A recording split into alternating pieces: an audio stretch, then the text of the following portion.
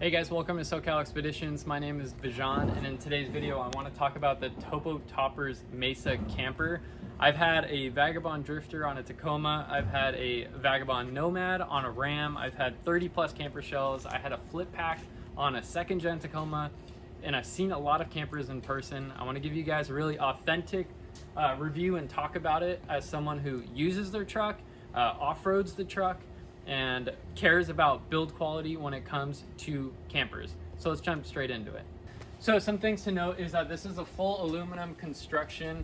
It is welded, bent, cut, built in-house. What in-house means is that you get full control over the build quality of the camper. When people outsource things, that's when things can fall apart and just not work well because you don't have full control of the build quality. So I'm proud to say that Topo offers everything made in US and it's built in-house, which is awesome for us. We get to support the US as well as know that the welds look good, the bends look good, and overall construction, in my opinion, is about a 9 out of 10.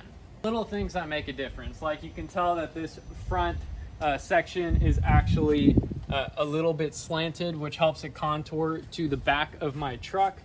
You can see these rounded edges on the top here, which just help make the camper actually look better instead of just straight edges everywhere. The welds inside, which we'll take a look at, look great. There's non-proprietary parts, so if a latch breaks, you can go ahead and replace it.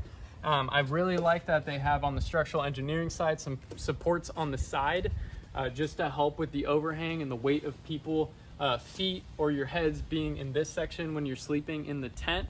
Overall, the build quality is structurally sound, and since it's kind of a multi-piece design that is bolted together, if you were to have some kind of failure with this lower section, a big dent in it, a car crash, more than likely you're going to be able to unbolt the top tent piece and replace the lower section, and vice versa. If you have some kind of problem with the top tent section, you can unbolt it, redo the gaskets, and put it back together with a new section. So some parts where I say maybe the build quality isn't exactly what I prefer is when I start nitpicking. Like looking at the distance between this section right here and this section right here, it's a little bit different.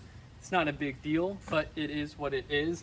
When we pop open the back hatch here, you can see that for these lock handles, there is just a bunch of aluminum washers on the inside instead of like a solid piece of machined aluminum. It could be this way so that I can line up with the camper on different trucks, but these are little nitpick items that don't really impact the structural integrity or overall the build quality of the truck. They're just things that I noticed because I've had multiple campers and I can point them out and say, hey, why didn't you just use an aluminum spacer there? The clamping mechanism. What I really like about Topo is they go ahead and they use a combination of angle aluminum as well as clamps, and on some models only angle aluminum, I believe, to clamp it to the truck bed. What this means is when you are using angle aluminum, you're stopping that lateral play in the camper when you're off-roading it, as well as just having a secured bolt-through method, which is, in my opinion, much better than clamps. Clamps can fail. Clamps can loosen up over time, but if you use a good quality grade 8 bolt and a nylock on the bottom, and you use washers that help distribute the load around the bed rail, then you're gonna have a much more secure camper to the bed, and with off-roading miles, it's not gonna shake loose, come apart, or fall off the truck. I don't have any other windows other than the door that Topo makes in-house, but I only have good things to say about this door. They have South Cone latches, they're built well, the door feels quality. You can mount stuff to it and change out the struts if you need, if you're putting extra weight on it. But overall, this door is built really well, so if you're thinking about optioning this one, I would highly recommend it. Moving on to the awning brackets, I believe they still make them out of steel. This one is made out of steel. The problem with steel is that it rusts over time, so up close when you get to it, you can see a couple spots where the powder coat has came off and there's just a little bit of rust showing. That's not a problem. You can sand it down and repaint it, but that is worth mentioning that the awning brackets are made out of steel. As I said earlier, these latches, along with some other stuff on this camper, aren't proprietary. So that means if you do have a failure when you're on the road, you can go ahead and replace it pretty easily. They include these carabiners, which honestly don't do anything for securing the latch when it's in place. In my opinion, I've never had a latch come loose. And I do think that it's overkill when you put 4 carabiners on, because if we think about it, this is a wedge camper. It only lifts from one direction from the back. So you don't need these front latches. However, with this being a pretty narrow tent itself, what I've noticed is that when you stuff all your bedding inside, you're gonna actually have a gap in the gasket. So that was my thought. They have a smaller section for your sleeping platform in terms of the height of it. So they put a front latch over here to really compress that gasket in the front as well as in the rear. I think it's a pretty smart idea that they went ahead and did this, and 2 latches is much better than 6 or 8 that I see on other campers. You want to do the 4 latches and then you go ahead and just let the camper do the work going up. It's a great time to talk about the canvas. The canvas is very durable. It doesn't let a lot of light in, which is great, if any light at all. On my camper, on the back here, it's zippered with a mesh screen with zippers on the inside to open it, so you can't open it from the outside. And it's kind of like a controversial thing if you want to open it from the outside or the inside. In my opinion, I think it's better to put zippers on both sides, because to roll this up, the easiest way to do it is from the outside, and then you have to go to the inside to roll this one up, because you can't really undo the zippers from the outside. When it comes to this yellow strap, at night, if there's wind, you will constantly hear it slapping the tent. It's not a big deal. Without the strap, you cannot reach that. I don't know who can reach it, maybe Shaq, but I'm not Shaq and you probably aren't either. So you need something to pull this down. I just wish there was some way, some solution to keep it from slapping the tent at night, because it is annoying. All right, we're up close and personal now. Let's talk about the bed system. First thing to note is that you have 2 mattress pads underneath this topper that I added myself. It actually came with the camper, but these 2 mattress pads, here's my thought on them. They suck. They're the worst things ever. If you sleep on them, you're gonna have back pain, and in my opinion, you just can't sleep on this alone. Even though it's high density foam, it just hurts. There has not been a time where I've woken up and just sleeping on this and felt okay. So there's the topper added. The problem is that now you have this small bed space and you want to push everything forward. If you have a topper on top of this, it is very difficult to move everything forward. Going ahead, fighting the mattress pads.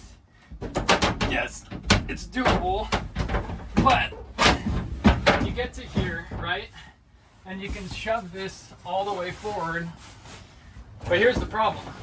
The mattress is all the way forward and it overhangs the edge. I don't know why it's just a 2 mattress pad design instead of 3, but it is what it is. I wish there was some system to just raise everything to the roof on one bed panel, because when you're fighting the panels, plus your mattress, plus if you have a topper and your bedding, it's just hard. It's difficult. So I wish there was some solution to go all the way to the roof. This works, but when you have 2 people in here, it's kind of difficult to shift things around.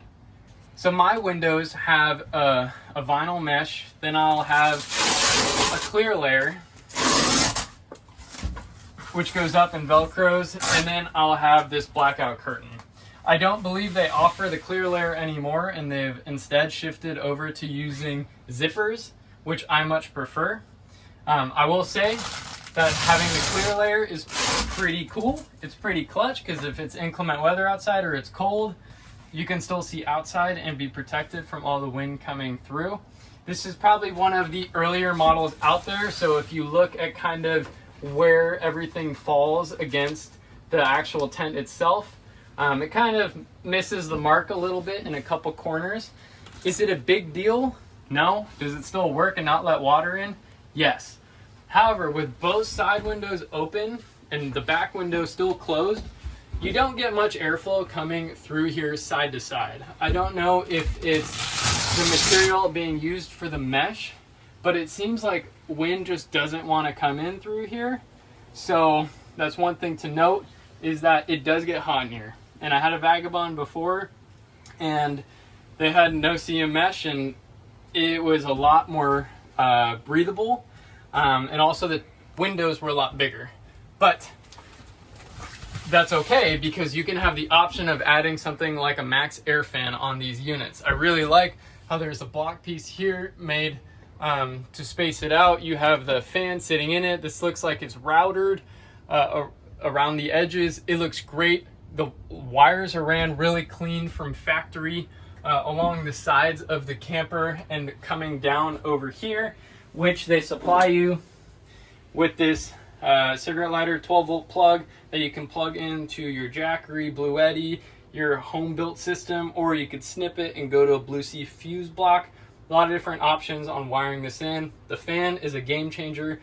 GFC doesn't offer a fan. I would highly recommend something with a fan, especially if you live in SoCal. It pulls condensation out when it's cold outside, could draw air in when it's hot outside, and when you're cooking, you can exhaust the fumes as well. So there's little things here that I can kind of point out looking around the camper. This is where your bed platform sits on. It kind of has this adhesive that gets used and abused over time to keep the panels from sliding. I'm sure when you're driving, if you don't have enough downward pressure, your panels can slide back and forth maybe. So they put this layer here, but over time, it just kind of starts to get used. And you can rip it off and replace it, but it is what it is when it comes to that. When I was talking about how everything kind of gets sandwiched together when building the frame of this and the top sits on it, you can see here all the components that are going to bring the sides in that meet with this front bulkhead, which meets with the side over here, which meets with the back tailgate section over here. So you can build a Mesa. They ship this in a box, and you can put this one together. So it's cool that it's modular, and it's modular enough to where you can build it at home and load it onto your truck yourself. The gas struts for pushing the roof up are actually hidden, which is great. They tuck on the side, and it keeps it out of the elements, which is a thumbs up for me. The more that you hide these, the better. And the wind outside, I don't feel like the tent camper is shaking much, so that's good. That means that structurally, when the roof is up, it is pretty solid, and we've had this thing in pretty high winds and no problems as of yet. The top of the roof, you can see I have 200 watts of solar, 100-watt panels each, and it's 6 feet of L-track that is going back where it's mounted on. You'll see the solar gland over there going into the camper itself, and you can see the max air fan lid back there. Now, a couple of things that I can note. They have white vinyl on the entire roof. In my opinion, the white vinyl, it doesn't need to be there. I don't know how much heat rejection it is actually doing. When vinyl is on a truck or it's on your car, you wrap your car or you put it on a camper, when it yellows, it just looks bad first, and then it sticks to the camper powder coat, and it's very hard to remove. I don't believe this after 5 years would come off in one sheet easily, and I'd be afraid of actually damaging the powder coat underneath it if I were to replace it. That's one thing to keep in mind. Second is you only have 6 feet of L-track. I wish it was 8 feet to run the whole length of the top, but they only offer a 6-foot section because you're losing a ton of space back there, where if you are someone like me and you want roof racks and you have a surfboard, it is very, very difficult to tie the surfboard down to the rack when you can't stand on the tailgate and access the back. You're gonna need a ladder, or you have to stand on your tire, but unless you are tall, you probably won't be able to reach straps to tie your surfboard or kayak or whatever it is on the rack. If I wasn't given this camper at a discount, I didn't just see it in an expo. I have it on my truck that I daily drive. I've driven 20,000 miles with the camper on it. I've used it off-road. I've slept in it over 20 nights with 2 people most times, and I have nothing but positive things to say. When it comes to the camper community and the different manufacturers that are offering campers, I strongly feel that Topo is doing the best job innovating and coming out with new ones. They just released the Rincon, which is something that I'm looking at for myself. They have the Badlander option, which is a full straight pop-up. When you email Topo toppers, they respond. And I find that to be pretty rare sometimes because these camper companies get flooded with inquiries and don't get back to you very quickly. But Topo, so far, every time I've emailed, they have responded to me. And that is 2 thumbs up, having good customer service and support when it comes to their product line. Overall, I have no problems recommending it. If this video helped you out in purchasing one of these, in the comment section when you order the Topo, mention that you came from SoCal Expeditions, and all I ask is give this video a thumbs up. Thank you very much. My name is Bijan, and I appreciate you watching.